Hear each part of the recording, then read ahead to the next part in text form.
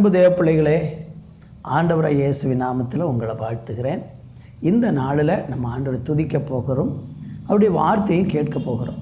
ஆவலாய் காத்திருங்கள், தேவன் நம்மோடு கூட பேசுவார்.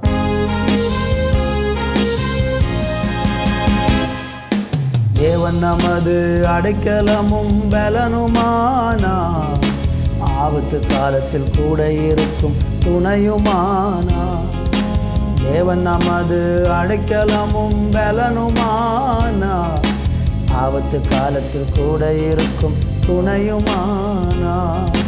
பூமி நிலை மாறி மலைகள் நடுங்கினாலும், பூமி நிலை மாறி மலைகள் நடுங்கினாலும் பயப்பட மாட்டேன், நான் பயப்பட மாட்டேன், பயப்பட மாட்டேன், நான் பயப்பட மாட்டேன். தேவன் நமது அடைக்கலமும் பலனுமானார், ஆபத்து காலத்தில் கூட இருக்கும் துணையுமானார். தேவன் நமது அடைக்கலமும் பலனுமானார், ஆபத்து காலத்தில் கூட இருக்கும் துணையுமானார். சேனைகளின் கர்த்தர் நம்மோடு இருக்கிறார், சேனைகளின் கர்த்தர் நம்மோடு இருக்கிறார். யாக்கோபின் தேவன் நம் உயர்ந்த அடைக்கலம், யாக்கோபின் தேவன் நம் உயர்ந்த அடைக்கலம். தேவன் நமது அடைக்கலமும் பலனுமானார், ஆபத்து காலத்தில் கூட இருக்கும் துணையுமானார். தேவன் நமது அடைக்கலமும் பலனுமானார், ஆபத்து காலத்தில் கூட இருக்கும் துணையுமானார்.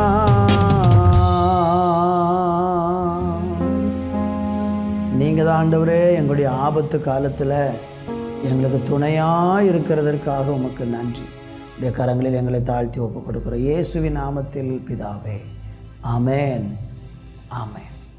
அன்பான தேவனுடைய பிள்ளைகளே, இந்த நாளில் நம்ம தியானிப்பதற்காக சங்கீதம் 32:5 வாசிக்கிறேன்.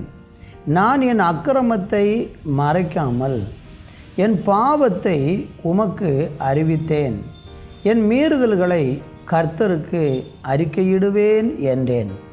தேவரீர் என் பாவத்தின் தோஷத்தை மன்னித்தீர். இந்த இடத்துல நம்ம வாசிக்கும்போது ஆண்டவருடைய வசனம் சொல்லுகிறது, ஆண்டவரிடத்தில் நம்முடைய பாவத்தை மறைக்காமல் நம்ம அறிக்கையிடும்போது அந்த பாவத்தின் தோஷத்தை ஆண்டவர் மன்னிக்கிறேன் என்று சொல்கிறார். வேதம் சொல்லுகிறது, பாவம் செய்யாத மனுஷன் யாருமே இல்லை. எல்லா மனுஷனுக்குள்ளேயும் பாவம் என்பது இருக்கத்தான் செய்கிறது. ஆனால் பாவம் செய்கிற ஒரு மனுஷன் அவன் மன்னிப்படைய வேண்டும் என்றால் அந்த பாவ மன்னிப்பை கொடுக்கிற ஆண்டவராகி இயேசு கிறிஸ்துவினிடத்திற்கு வர வேண்டும். நம்மளே பாவம் செஞ்சுட்டு நம்மளே பரிகாரமும் செய்து அந்த பாவத்திலிருந்து நம்ம விடுதலையாக முடியாது. ஏனென்றால் நாமே நம்மளை ரட்சித்து கொள்ள முடியாது, நாமே நம்மளை காப்பாற்றி கொள்ள முடியாது. பாவம் என்பது ஒரு மனிதனை அடிமைப்படுத்தி அவனுடைய வாழ்க்கையில் அழிவை கொண்டு வருகிறது. ஆனால் பரிசுத்த வேத புஸ்தகத்தில் எவ்வளவு பெரிய பாவம் செய்கிற ஒரு மனுஷனாக இருந்தாலும் அந்த மனுஷனுக்கு கடவுள் ஒரு மன்னிப்புக்கான ஒரு அருமையான திட்டத்தை ஆண்டவர் அழகாக இந்த பூமியில் நமக்கு ஏற்படுத்தி வச்சிருக்கிறார். அதுக்கு நம்ம செய்ய வேண்டியது என்ன? தவறுகள் எல்லாருடைய வாழ்க்கையிலையும் வரும். நீங்கள் ஒரு மனுஷனை ரொம்ப உற்று கவனித்து பாருங்கள், ரொம்ப நெருங்கி அவங்கள்ட்ட பழகி பாருங்கள், அவங்க கூடவே நீங்கள் சில காலம் தங்கி பாருங்கள். நீங்கள் தூரமாக இருக்கும்போது கண்டதை விட நீங்கள் அவங்களோட நெருங்கி போகும்போது பலவிதமான குறைகளை நீங்கள் பார்க்க முடியும். அப்போ குறைவில்லாதவர் யாரும் பூமியில் இல்லை. இயேசு சொன்னார், என்னிடத்தில் பாவம் உண்டென்று உங்களில் யார் சொல்ல முடியும்னார். இயேசுவை தவிர இந்த பூமியில் எந்த மனுஷனும் பாவம் இல்லாத மனிதர்கள் இல்லை.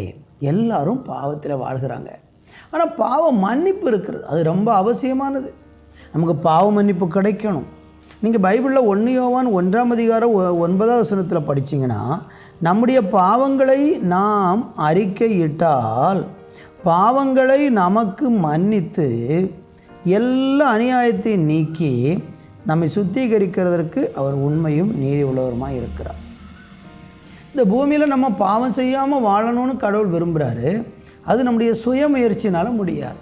கடவுளுடைய உதவியோடு அவருடைய பரிசுத்த ஆவியானவர் நம்மளை பாவத்தில் விழாமல் நம்மளை பாதுகாக்கிறதுக்கு நம்ம கூட இருந்து நமக்கு ஆலோசனை சொல்லுவார்.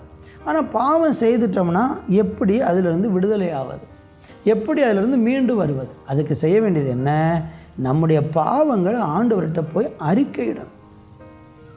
ஆண்டவர்கிட்ட போய் சொல்லணும், ஆண்டவரே நான் பாவம் செஞ்சிட்டேன், ஆண்டவரே இந்த தப்பை பண்ணிட்டேன், இது என் மனசாட்சியை வாதிக்கிறது, என் உள்ளத்தை அது ரொம்ப காயப்படுத்துகிறது, எனக்கு அது அந்த பாவத்தை குறித்து சிந்தனை வரும்போதெல்லாம் குற்ற உணர்வு வந்து என் மனசாட்சியில் நான் ரொம்ப குத்தப்பட்டு கொண்டு இருக்கேன். நீங்கள் கூட இந்த செய்தியை கேட்குறவங்க, நீங்கள் செஞ்ச தப்பை செஞ்சிட்டீங்க, அது செய்யும்போது உங்களுக்கு அது ஒரு சந்தோஷமாக இருந்திருக்கும். ஆனால் அப்புறம் இந்த செஞ்ச தவறுக்காக மனதில் போட்டு அப்படியே குற்ற உணர்வு, அதில் பாதிக்கப்பட்டு கொண்டு இருப்பீங்க. எப்படி இந்த குற்ற உணர்வுலேருந்து நீங்கள் வெளியே வருவது?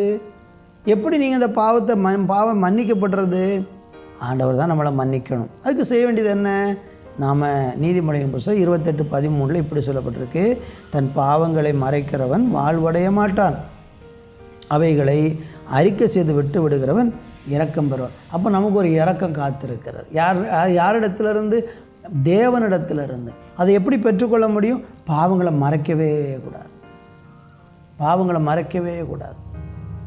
சட்டத்தில், இந்தியாவுடைய அரசியல் அமைப்பு சட்டத்தில் தவறு செய்கிறதும் பாவம்தான், செய்த தவறை மறைப்பதும் பாவம்தான்.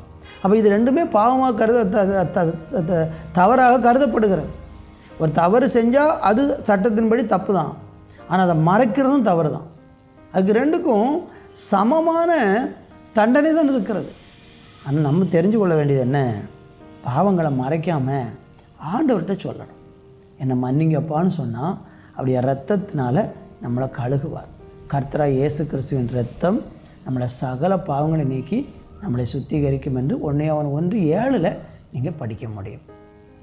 அதனால் இன்றைக்கி நீங்கள் ஏதாகிலும் பாவத்தில் விழுந்திருக்கீங்க, வெளியே வர வழி தெரியலை, சிக்கிட்டீங்க, பாவ உணர்வு என்னை ரொம்ப பாடாய்ப்படுத்துகிறது, மனசாட்சியில் ரொம்ப குத்தப்படுகிறதுனா இன்றைக்கே ஒப்பு கொடுங்க. இயேசுவின் இடத்துக்கு வாங்க. உங்களுக்கு இயேசு பாவ மன்னிப்பை தந்து உங்கள் இருதயத்தை சந்தோஷப்படுத்துவார். தகப்பனே, யாரெல்லாம் பாவத்தில் அடிமைப்பட்டு விடுதலைக்காக உதவிக்காக ஆண்டவரை ஏங்குறாங்களோ அவங்க கையை பிடிச்சி நீங்கள் தூக்கி எடுங்கப்பா. ஆண்டவரே, இந்த பாவ மன்னிப்பை அவங்களுக்கு கொடுத்துருங்கப்பா. பாவத்தை மறைக்காமல் வந்து தேவனிடத்தில் சொல்லி மன்னிப்பு பெற உதவி செய்யும். இயேசுவின் நாமத்தில் பிதாவே, ஆமென், ஆமென்.